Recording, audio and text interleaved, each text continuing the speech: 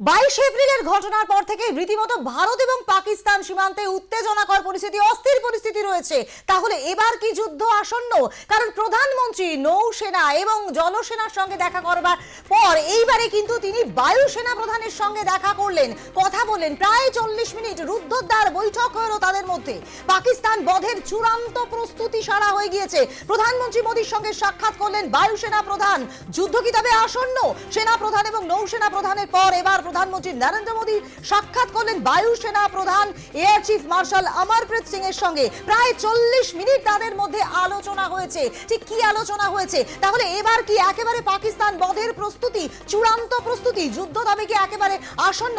এই সমস্ত বিষয়গুলো কিন্তু সকলের মনের মধ্যে একেবারে ঘোরাফেরা করছে। কারণ আপনারা সকলেই জানেন যে সরাসরি যুদ্ধের ঘোষণা কিন্তু কোনো দেশই করেনি, তবে চলছে শক্তি প্রদর্শন এবং বিভিন্ন ক্ষেত্রে শক্তি প্রদর্শন আমরা কিন্তু দেখতে পাচ্ছি। এবং এমনটাও দেখা গিয়েছে যে নতুন অস্ত্র কিনতে উদ্যোগী হয়েছে ভারত।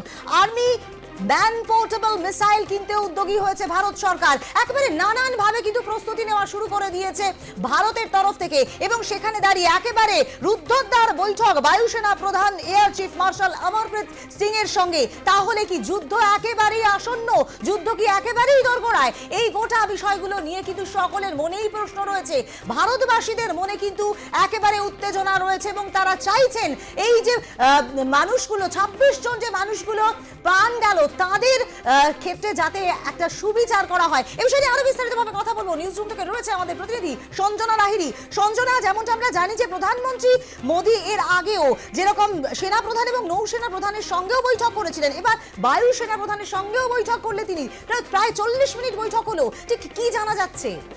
দেখো, পেহেলগাঁওয়ের ঘটনার পর দফায় দফায় বৈঠক হয়েছে প্রধানমন্ত্রীর বাসভবনে এবং তিন যে বাহিনী অর্থাৎ স্থল, জল এবং বায়ু, তিন বাহিনীর প্রধানদের সঙ্গে আলোচনা হয়েছে।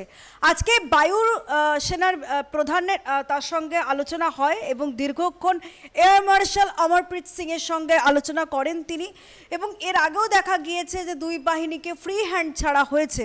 আজকেও কিন্তু সেই রকমভাবেই 90 মিনিট ধরে চলা যে বৈঠক ছিল, সেই বৈঠকে একদম ছুটির দিনে প্রধানমন্ত্রীর বাসভবনে বৈঠক 90 মিনিট ধরে চলে, যেখানে উপস্থিত ছিলেন প্রতিরক্ষা মন্ত্রী রাজনাথ সিং, জাতীয় উপদেষ্টা প্রধান অজিত দোভাল, এর পাশাপাশি দেখা যাচ্ছে চিফ অফ ডিফেন্স জেনারেল, দেখা যাচ্ছে chief of defence staff general Anil Chauhan এবং নৌসেনা প্রধান অর্থাৎ অ্যাডমিরাল দীনেশ কে ত্রিপাঠী, এরাও কিন্তু উপস্থিত ছিলেন। এরা এর আগের বৈঠকগুলোতেও উপস্থিত ছিলেন এবং আজকের বৈঠকেও উপস্থিত এবং 90 মিনিট ধরে আলোচনা হয়। এমনিতেও দেখা যাচ্ছে যে তিন বাহিনী কিন্তু তাদের সেনাকে নিয়ে বিভিন্ন জায়গায় মহড়া ইতিমধ্যেই শুরু করে দিয়েছে। সেই জায়গায় দাঁড়িয়ে সেই মহড়াকে আরও একটু উস্কে দিতে, সেই বিষয়টাকে, সেই জল্পনাকে আরও একটু উস্কে দিতে এবার বায়ু সেনাকেও ফ্রি হ্যান্ড ছাড়া হলো, অর্থাৎ তারা তাদের সিদ্ধান্ত নিজেরাই নিতে পারবেন। এর আগেও দেখা গিয়েছে যে আর্মি এবং নেভির ক্ষেত্রেও তাদের সেখানকার সেনাবাহিনীকেও ফ্রি হ্যান্ড ছাড়া হয়েছে এবং তাদের প্রধানদের সঙ্গে প্রধানরাই কিন্তু মূলত এবার থেকে সমস্ত ডিসিশন নেবেন যে এর পরের পদক্ষেপ কি হতে পারে পাকিস্তানের বিরুদ্ধে। এবং সেই মতোই দেখা গেল যে বায়ুসেনাকেও ফ্রি হ্যান্ড ছাড়া হয়েছে এবং সেনাবাহিনী যাতে নিজেরাই যাতে সঠিক সময় সব কিছু নির্ধারণ করতে পারে যে তারা কখন কি করবেন, কখন তাদের কোন মিশনে পাঠানো হবে, সেই বিষয়গুলো তারা নিজেরাই ঠিক করতে পারেন। সেই জন্যই কিন্তু আজকের এই বৈঠক হয়, যেটা দীর্ঘ 90 মিনিট ধরে আলোচনা হয়। বৈঠকের নির্যাস অনুযায়ী দেখা যাচ্ছে যে বায়ুসেনাকেও কিন্তু সমানভাবে ফ্রি হ্যান্ড ছাড়া হলো, যেটা এখনো পর্যন্ত সার্বিক বৈঠকের থেকে উঠে আসছে। একেবারে তাই। ধন্যবাদ। আমরা কথা বলছিলাম আমাদের প্রতিনিধি সঞ্জনা লাহিড়ীর সঙ্গে।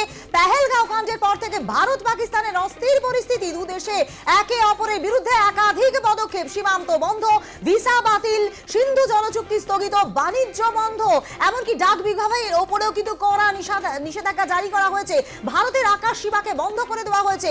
এই বিভিন্ন কূটনৈতিক চালে মাত করবার পর বিভিন্ন বাহিনী কিন্তু একেবারে প্রস্তুত রয়েছে। জলে, স্থলে, অন্তরিক্ষে সেনাবাহিনী একেবারে প্রস্তুত রয়েছে। সেই জায়গায় দাঁড়িয়ে প্রধানমন্ত্রী নরেন্দ্র মোদী কিন্তু সেনা প্রধান, নৌসেনা প্রধানের সঙ্গে বৈঠক তিনি আগেই সেরেছিলেন। এবারে বায়ু সেনা প্রধানের সঙ্গেও তিনি বৈঠক করলেন। Air chief marshal Amarpreet Singh এর সঙ্গে প্রায় 90 মিনিট ধরে আলোচনা এবং কিভাবে কি প্রস্তুতি নিচ্ছে বিভিন্ন বাহিনী, সেই বিষয়ে কথা বলেন। এবং তাহলে কি পাকিস্তান বধের জন্য চূড়ান্ত প্রস্তুতি পর্ব সারা হয়ে যাচ্ছে? এই বিষয়গুলো কিন্তু সকলের মনেই রয়েছে। কারণ প্রত্যেকটি ভারতবাসীর মনে কিন্তু এখনো বিক্ষোভ রয়েছে, বিদ্রোহ রয়েছে। তারা চাইছেন এই যে 26 জন নিরপরাধ মানুষের মৃত্যু হলো, তাদের মৃত্যুর বদলা যেন ভারতবর্ষের তরফ থেকে নেওয়া হয়। এদিকে যেমনটা আমরা জানি, পাকিস্তানের তরফেও কিন্তু হুঙ্কার আসছে এবং সেই হুঙ্কারকে নির্লজ্জ হুঙ্কার বলা যেতে পারে, কারণ সামরিক দিক থেকে তাদের যা ক্ষমতা রয়েছে তার থেকে ভারতের ক্ষমতা 1.5 গুণ বেশি। এবং তারপরেও নতুন অস্ত্র কিনতেও ভারত আগ্রহী হয়েছে, আর্মি ম্যান পোর্টেবল মিসাইল। তারপরে ভারতের হাতে রয়েছে ব্রহ্মাস্ত্র, এবং সেই ব্রহ্মাস্ত্র যদি প্রয়োগ করা হয় তাহলে কোথায় ইসলামাবাদ? সুতরাং এই জায়গায় দাঁড়িয়ে এই বৈঠক কিন্তু অত্যন্তই গুরুত্বপূর্ণ। এখন অবশ্যই সকলেই তাকিয়ে রয়েছে পাকিস্তান বধের চূড়ান্ত প্রস্তুতি পর্ব কতটুকু সরা হয়েছে সেই বিষয়ের উপর।